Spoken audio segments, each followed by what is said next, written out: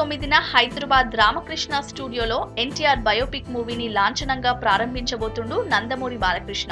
Teja direction లో తెరకెక్కబోతున్న NTR biopic ముహూర్తపు shot కు తెలంగాణ, ఆంధ్రప్రదేశ్లకు చెందిన రాజకీయ ప్రముఖులతో పాటు సినీ ఇండస్ట్రీకి చెందిన దిగ్గజ నటీనటులు హాజరయ్యే అవకాశాలున్నాయి. ఈ బయోపిక్ లో బాలయ్య 40కి పైగా గెటప్స్ లో కనిపించబోతుండు. దాంతో పాటు ఈ మూవీలో ఎన్టీఆర్ సహా 60కి పైగా ఇంపార్టెంట్ క్యారెక్టర్స్ ఉన్నాయంట. ఎన్టీఆర్ బయోపిక్ తర్వాత తన పుట్టినరోజైన జూన్ 10న బోయపాటి శ్రీనుతో చేయబోయే సినిమాకు కొబ్బరికాయ కొట్టబోతుండు. దాంతో పాటు మరో 2-3 దర్శకుల్ని బాలయ్య లైన్ లో పెట్టిండు. పోయినేడాది చివర్లా కన్నడల సూపర్ హిట్ అయిన మఫ్టీ సినిమాను తెలుగులో రీమేక్ చేయాలనుకుంటుండు. శివరాజ్ కుమార్ గ్యాంగ్స్టర్ నటించిన ఈ మూవీ కన్నడలో 100 కోట్లకు పైగా వసూలు చేసింది. ఈ మూవీ శివరాజ్ కుమార్ కెరీర్ లోనే బిగ్గెస్ట్ హిట్ గా నిలవడంతో ఈ సినిమా కంటెంట్ పై బాలయ్య నజర్ పడ్డదంట. అండర్ కవర్ పోలీస్ ఆఫీసర్ మరియు గ్యాంగ్స్టర్ నేపథ్యంలో తెరకెక్కిన ఈ సినిమాలో స్క్రీన్ ప్లేనే మెయిన్ హైలైట్ అని చెప్తున్నారు. తొందరలోనే ఈ రీమేక్ విషయంపై అఫీషియల్ ప్రకటన వచ్చే అవకాశం ఉంది. దివంగత ముఖ్యమంత్రి డాక్టర్ వైఎస్ రాజశేఖర్ రెడ్డి జీవిత కథను సినిమాగా తీయాలనే ప్రయత్నాలు ఎందరో చేసిండ్రు, కానీ ఏవీ వర్కౌట్ కాలేదు. అప్పట్లా వైఎస్ జిందగీని రాజశేఖర్ హీరోగా డైరెక్టర్ పూరి జగన్నాథ్ తెరకెక్కించాలని అనుకున్నా ఎందుకో ఆ ప్రాజెక్ట్ మాటలకే పరిమితమైంది.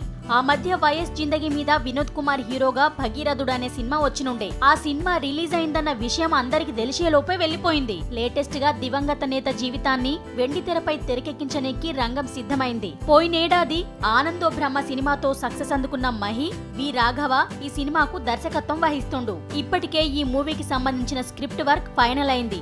ఈ మూవీలా మహానేత వైఎస్ రాజశేఖర్ రెడ్డి పాత్రలా మలయాళ సూపర్ స్టార్ మమ్ముట్టి యాక్ట్ చేస్తుండు. ఈ విషయాన్ని డైరెక్టర్ మహి వి రాఘవే అఫీషియల్ గా కన్ఫర్మ్ చేసిండు. అంతేకాదు ఈ మూవీకి యాత్ర అనే టైటిల్ కూడా ఫిక్స్ చేసిండ్రు. స్వాతి కిరణం, సూర్యపుత్రులు తర్వాత మమ్ముట్టి డైరెక్ట్ గా తెలుగులో నటించబోతున్న సినిమా ఇదే.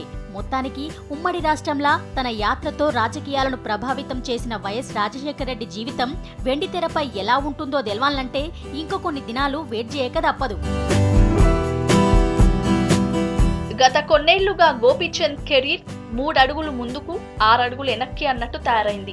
ఇప్పటికే గోపీచంద్ హీరోగా యాక్ట్ చేసిన 6 అడుగుల బుల్లెట్ సినిమా అతిగతి లేకుండా పోయింది. ఆ తర్వాత చేసిన గౌతమ్ నంద, ఆక్సిజన్ మూవీలు గోపీచంద్ ను కోలుకోలేని దెబ్బ కొట్టినాయి. ప్రెసెంట్ గోపీచంద్ శ్రీ సత్యసాయి ఆర్ట్స్ పతాకంపై పంతం అనే సినిమా చేస్తుండు. ఈ మూవీతో కె చక్రవర్తి అనే కొత్త దర్శకుడు టాలీవుడ్ కి పరిచయం అవుతుండు. లేటెస్ట్ గా ఈ మూవీకి సంబంధించిన ఫస్ట్ లుక్ ను రిలీజ్ చేసిరు ఈ సినిమాలు. ఫర్ అ కాజ్ అనేది ఉపశీర్షిక. మంచి ఉద్దేశం కోసం పంతం పట్టే క్యారెక్టర్ అన్నమాట. ఇక ఈ మూవీలో గోపీచంద్ ఎన్ఆర్ఐ పాత్రలో నటిస్తుండంట. హీరోగా గోపీచంద్ కు ఇది 25వ సినిమా. మెహరీన్ కౌర్ హీరోయిన్ గా నటిస్తున్న ఈ మూవీకి గోపీ సుందర్ సంగీతం అందిస్తుండు.